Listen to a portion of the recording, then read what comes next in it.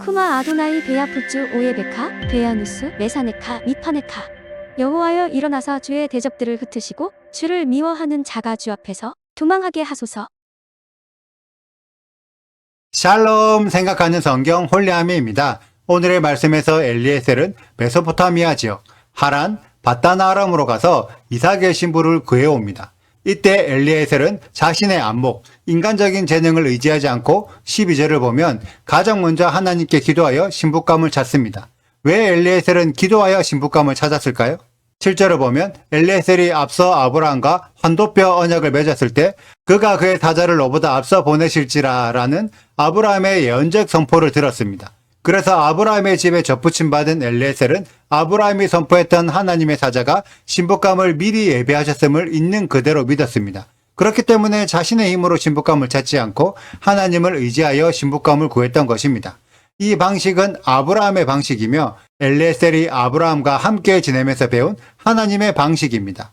유대 전승에 의하면 엘리에셀은 아브라함의 양자가 될 만큼 아브라함의 최측근 신복이었으며 아브라함의 집안 사람들을 훈련시키는 학교의 학교장이었습니다. 그렇기 때문에 엘리에셀은 아브라함의 집에서 하나님을 섬기는 방식을 훈련하고 가르치는 자였습니다. 이렇게 오랫동안 훈련하고 다른 사람들을 가르치는 자였기 때문에 엘리에셀 본인도 자연스럽게 하나님께 기도함으로 이삭의 신부를 구했던 것입니다. 그리고 엘리에셀의 기도에 맞추어 15절부터 하나님께서 급하게 일하심을 봅니다. 엘리에셀은 신부감을 찾는데 자신의 힘을 쓰지 않고 하나님을 의지하는 데 자신의 힘을 사용했습니다. 이러한 삶이 사라의 장막, 기도하는 자의 삶입니다. 하나님의 언약에 참여한다는 의미 안에는 언약에 있는 혜택만 받아 누리는 것이 아니라 언약의 방식을 따라 나도 적극적으로 참여하는 것이 포함되어 있습니다. 엘리에셀도 자신의 방식대로 하지 않고 아브라함의 방식을 따라한 것처럼 우리들도 예수와의 구원 언약에 참여하고 싶으면 우리들의 방식대로 하지 말고 예수와의 방식을 따라해야 할 것입니다. 그리고 또한 예수와의 방식이 결코 아브라함의 방식과 다르지 않다는 것도 알아야 할 것입니다. 내 힘으로 하나님의 일을 이루는 것이 아니라 하나님을 의지하여 하나님의 방식대로 순종하여 행할 때 비로소 하나님이 일하신다는 거죠. 아브라함도 엘리에셀도 심지어 예수와도 모두 하나님의 방식대로 순종했던 사람들입니다. 하나님의 방식에 순종해야 한다는 것을 항상 기억하는 우리들이 되길 바라며 하나님의 방식이 곧 여호와의 율법이라는 것을 깨닫는 큰 은혜가 있으시길 축복합니다. 그리고 오늘 말씀에 나오는 아주 중요한 내용이 있는데 엘리에셀이 기도하자 기도가 끝나기도 전에 기도한 일이 이루어졌습니다. 그렇게 되면 대다수 사람들은 하나님의 일하심이라고 생각하여 곧바로 하나님께 영광을 올릴 것입니다. 그런데 중요한 것은 엘리에셀은 그렇게 하지 않았습니다. 21절을 보면 엘리에셀은 이것이 진짜 하나님이 주신 것이 맞나요? 나의 기도를 하나님께서 이루신 것이 맞나요? 아니면 우연히 일어난 일인가요? 라며 여러 번 확인하는 작업, 확증받는 과정을 거칩니다.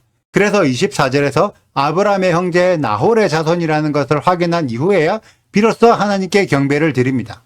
지금 시대의 많은 신앙인들은 하나님의 일하심을 기대하지만 진짜 하나님의 일하심인지 혹은 우연이나 사단의 장난인지를 검증하지 않습니다.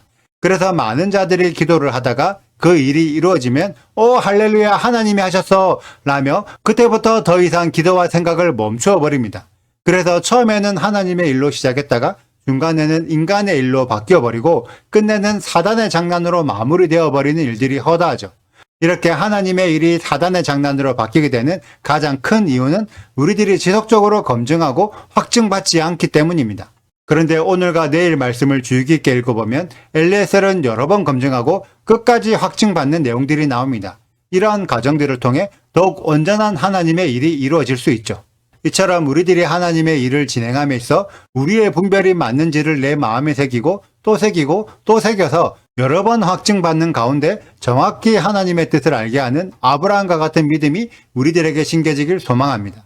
하나님의 감동을 쉽게 잘 받아내는 사람이 하나님의 선지자가 아니라 하나님의 마음을 명확하게 알아서 그 일이 정확하게 이루어지게 만드는 자가 하나님의 선지자라는 것을 분별하는 우리 홀리아미 가족들이 되시길 축복합니다.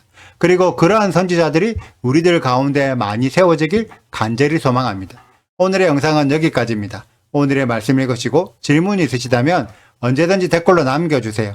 오늘도 감사합니다. 샬롬! 이해종이 그 주인의 낙타 중 10피를 끌고 떠났는데 곧 그의 주인의 모든 좋은 것을 가지고 떠나 메소포타미아로 가서 나홀의 성에 이르러 그 낙타를 성 밖 우물 곁에 꿀렸으니 저녁 때라 여인들이 물을 기르러 나올 때였더라.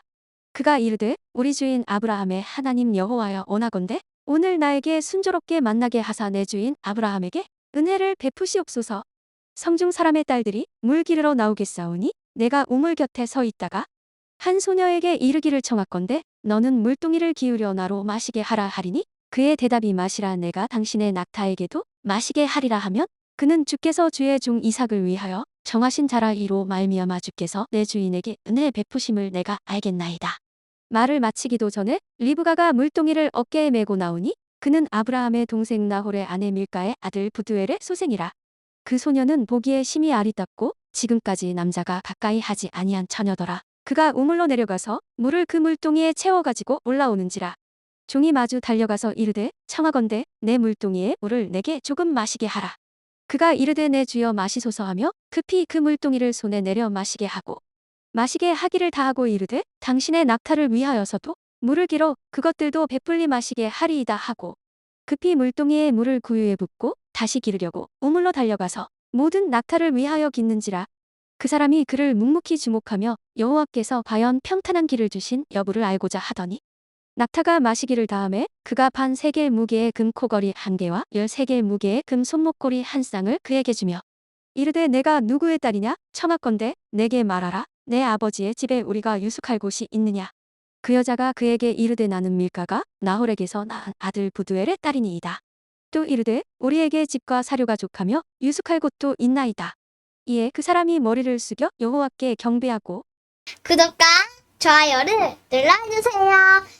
그리고 알림 설정도 해주시고요. 사랑과 관심 부탁드려요.